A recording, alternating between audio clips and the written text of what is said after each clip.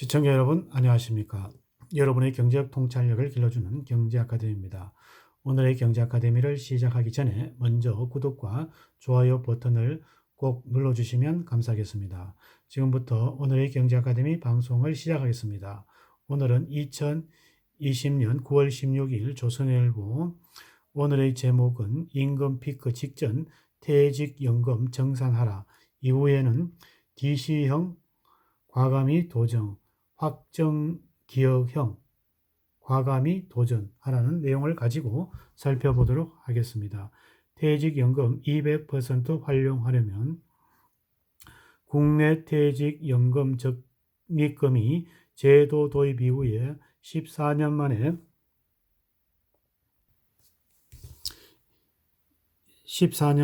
200조를 넘어섰으나 원리금 보장형의 편중이 심하다는 우려가 나옵니다. 지금과 같은 초저금리 상황이 지속되면 원리금 보장형 상품에만 퇴직연금을 넣어두어서는 노후를 충분히 대비할 수가 없기 때문입니다. 금융감독원에 따르면 지난해 말 기준 전체 퇴직연금 적립액 221조 원 중에 원리금형 보장 상품에 맡긴 돈 1998조 198조 1000억 원이 89%나 됩니다. 전문가들은 퇴직연금 제도를 적극적으로 활용해 100세 시대에 철저히 대비해야 한다고 조언합니다. 전국 투자자 교육협회 도움을 받아 직장인이 가장 궁금해하는 내용 7가지를 선정해 문답식으로 정리하였습니다. 퇴직연금 제도란 무엇입니까? 회사가 일시에 지급하는 퇴직금 제도를 단점을 보완하기 위해 지난 2005년 말 도입되었습니다. 회사는 퇴직연금 사업자와 계약을 맺고 근로자의 퇴직급여에 해당되는 금액을 적립하여 이는 회사 또는 근로자가 직접 운영해서 근로자가 퇴직할 때 퇴직급여로 지급합니다. DB형은 회사가 매년 근로자가 퇴직하였을 때 줘야 할 예상 금액을 외부 금융기관에 적립하고 어떤 상품으로 운영할지를 정하면 근로자는 본인의 퇴직연금을 어떻게 운용할지에 대해 관여할 수 없습니다. DC형은 회사로부터 본인 명의의 개설된 퇴직연금 계좌로 한 달치 급여를 받을 때 근로자가 예금, 펀드, 금융상품에 가입해 스스로 수익을 내는 것입니다. 퇴직연금 형식을 현금을 중간에 바꿀 수 있나? 원칙적으로 가능하지만 과거 근로기간은 어떻게 소급하느냐에 따라서 다양한 경우의 변수가 발생합니다. 예컨대 DB형에서 DC형으로 전환은 간단합니다. 제도 변경일이 이전 근로자에 해당되는 퇴직급여는 일시금으로 DC형 계좌에 입금하고 이후에는 DC형으로 운영할 수 있습니다. 하지만 반대로 조금 복잡합니다. 원칙적으로 DC형 계좌로 지급되는 퇴직급여를 다시 회사가 회수해 DB형으로 소급 적용하는 것은 불가능하기 때문입니다. 다만 변경 시점을 기준으로 발생하는 퇴직급여에 대해 DB형 제도를 적용하는 것이 가능합니다. 임금 피크제로 퇴직급여를 줄어들 수 있나? DB형은 퇴직 직전 평균 3개월 평균 임금의 근로기간을 곱해서 최종 퇴직급여를 정합니다. 임금 피크제로 임금이 줄면 퇴직 시점에 받는 돈도 줄어들 수밖에 없습니다. 따라서 임금 피크 시행 전 입금을 기준으로 퇴직급여를 정산하고 이후 발생하는 퇴직급여는 DC형으로 지급받는 것이 좋습니다.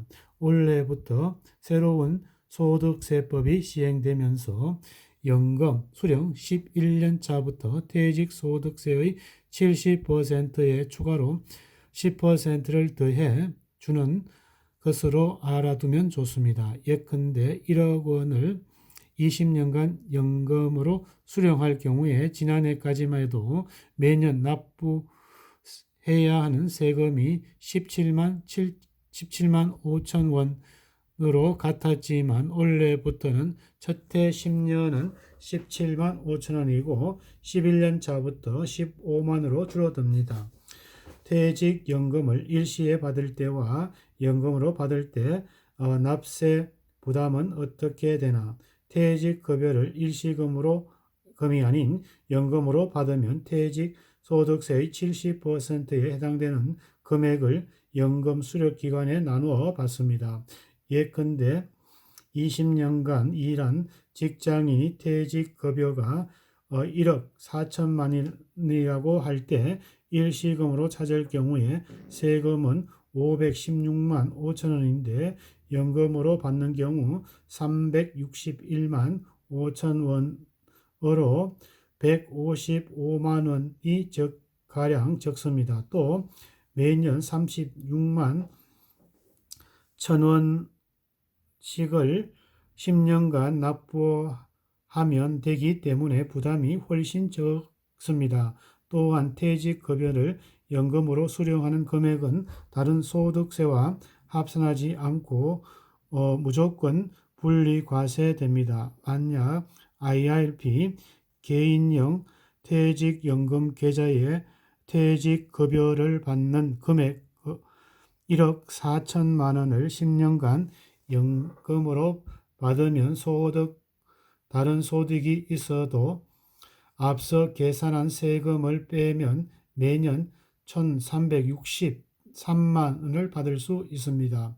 퇴직연금으로 펀드 투자하면 세금은 일반적으로 금융상품에 대해서는 이자와 배당 등의 수익이 발생하면 이를 지급하는 금융기관에서 배당소득 15.4%를 원청 징수하고 나머지는 줍니다. 그리고 한 해 동안 발생한 금융소득이 2천만 원이 넘으면 초과 금액을 다른 소득세와 합산해서 종합소득세로 과세됩니다. 하지만 퇴직연금 계좌를 운용해서 얻은 수익에 대해서는 과세하지 않고 나중에 연금을 찾을 때 기타 소득세나 연금소득세로 분리과세하기 때문에 유리합니다. 세율은 수령 방법에 따라 다른데 일시금으로 받으면 16.5%, 연금으로 받으면 3.3%에서 5.5%의 세율을 적용을 받습니다. 연금으로 펀드에 투자하면 수익에 대해 분리과세되기 때문에 종합과세 걱정을 덜 수 있다는 것이 장점입니다. 따라서 펀드 투자 목적이 노후 자금 마련이라면 일반 펀드에 투자하느니 IRP 계좌나 연금 저축 계좌를 이용하는 것이 훨씬 유리합니다. 퇴직연금 적립금으로 주식 투자 등의 고위험 운영을 할 수 있나? 퇴직연금 적립 방법은 크게 원리금 보장형과 실적 배당형으로 구분될 수 있습니다. 우리나라의 직장인 10명 중 9명이 여전히 은행 예금과 같은 원리금 보장형으로만 자금이 몰리고 있는 실정입니다. 실적 배당형이라 해도 적립액 전부를 고위험 상품으로 투자할 수 없습니다. 노후 소득 보장의 안정성을 해칠 수 있기 때문입니다.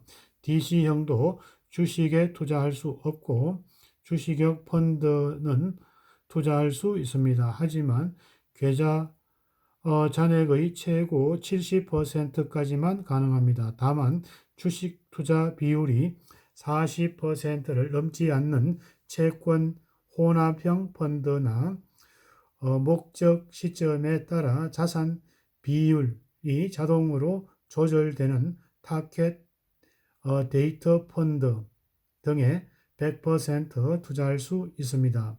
투자연금을 ETF나 리츠에 투자할 수 있나?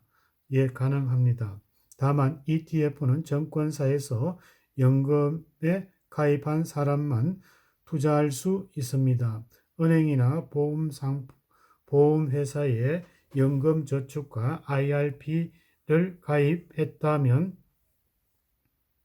증권사로 적립금을 이체해야 합니다. 단 기초자산 수익률 2배를 추정하는 레버리지나